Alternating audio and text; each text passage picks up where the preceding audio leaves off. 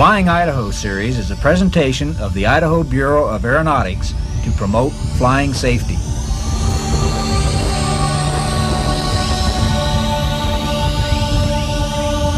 Flying in the backcountry should be one of the most exciting and rewarding experiences of your life.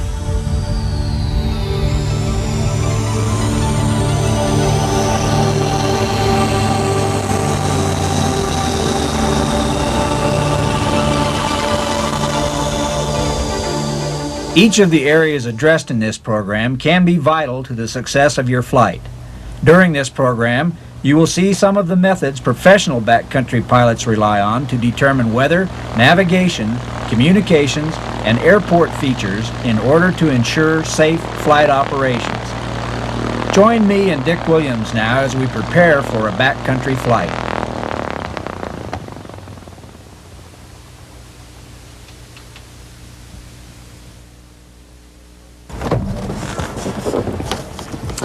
Hi, I'm John Maxted, Chief Pilot for the Idaho Bureau of Aeronautics. I'm here today with Dick Williams, who's a professional backcountry pilot and mountain flying instructor. Dick's going to give me a checkout flight into some of the backcountry airstrips in this area. Thanks, John. The purpose of this video is not to provide instruction, but to offer a few important suggestions about backcountry flying that will keep your trip safer and more enjoyable. Well, John, should we go inside and look at some maps and plan a flight? Okay, let's go. In addition to a thorough weather check and review of the airport directory, we will turn our attention to the aeronautical charts. These charts give you a basic idea of drainages and other landmarks used for navigation in the backcountry.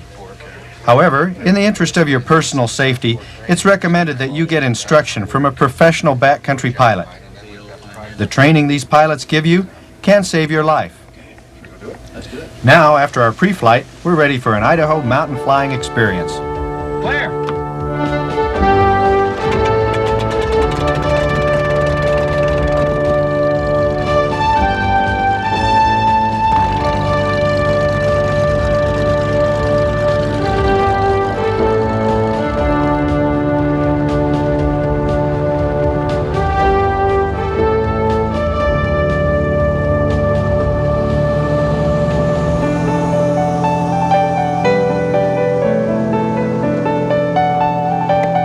Dick, we computed the distance and heading to Indian Creek to be approximately 40 miles on a 080 course. But how often do you really fly direct to an airstrip in the backcountry?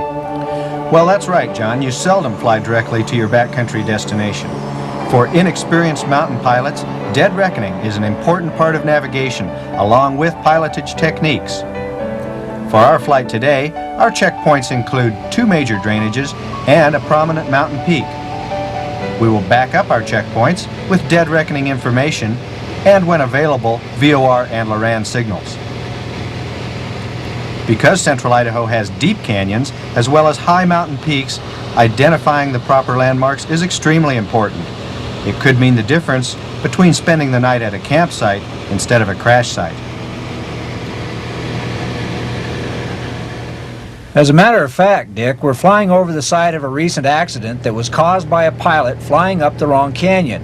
If you look closely, you can see the wreckage in the canyon bottom below. This pilot could have done several things to prevent the accident. One of the techniques the professionals use is to watch the water in the drainages. Know if you are going up or downstream.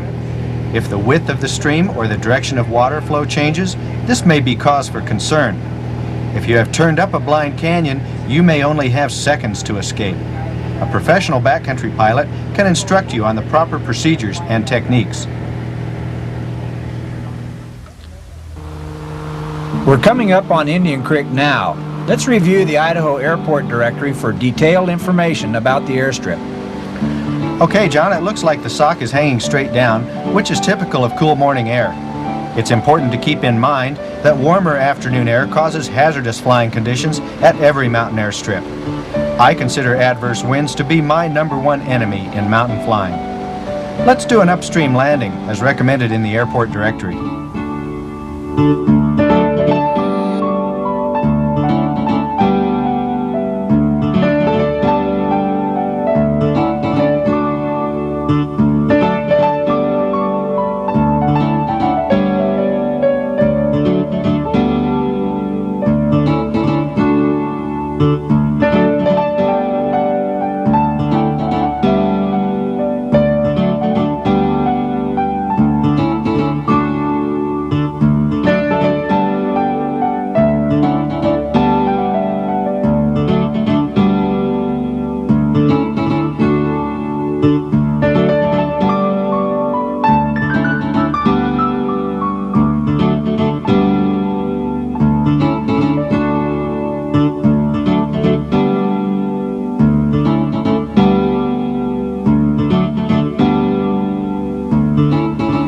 Indian Creek is typical of many backcountry airstrips.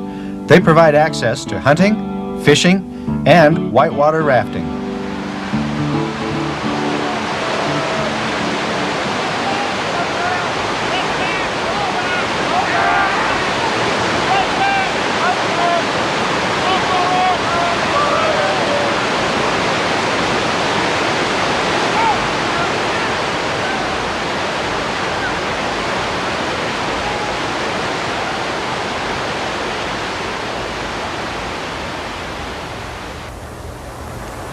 Aircraft performance is an important consideration in mountain flying. The de Havilland Twin Otter is a true STOL aircraft with impressive capabilities.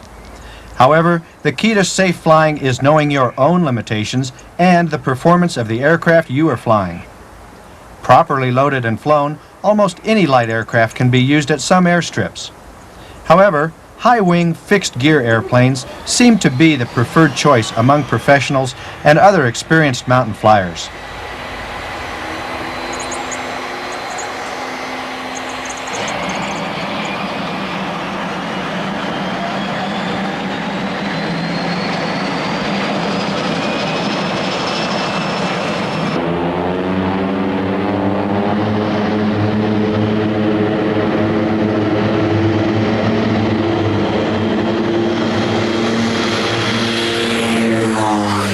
Notice the dramatic difference between the Otter's performance and most other aircraft you see in the backcountry.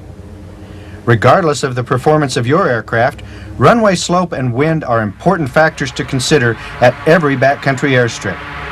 Don't assume that an uphill takeoff into the wind is the proper procedure. Ask a professional. We strongly recommend early to mid-morning flight activities to take advantage of the most favorable wind conditions at mountain airstrips. Now let's continue on our aerial tour of some of central Idaho's most scenic mountain airstrips. During the flight, you will see numerous airstrips that are not on the chart. These small private airstrips can be confusing and make identification of your airstrip difficult. Several accidents have resulted from pilots attempting to land at the wrong airport. Smiley Creek Airstrip is located at the southern end of the Stanley Basin. At this elevation, density altitudes can easily exceed 10,000 feet. Chamberlain Airstrip is a Forest Service site located in the Frank Church Wilderness area. There are nice campsites here, and you may be fortunate enough to see moose and other wildlife. This approach is being made to the long runway, 25. Although the runway slope isn't as dramatic here as at other airports, downhill or downstream direction for takeoff or landing is recommended. The rising terrain to the west is steeper than it looks from the overhead view.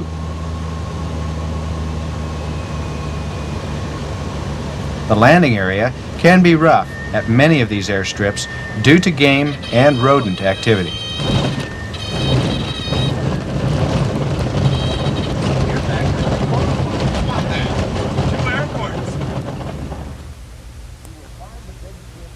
You will find the Big Creek Airport at the head of the Big Creek drainage off the middle fork of the Salmon River. There is a primitive campsite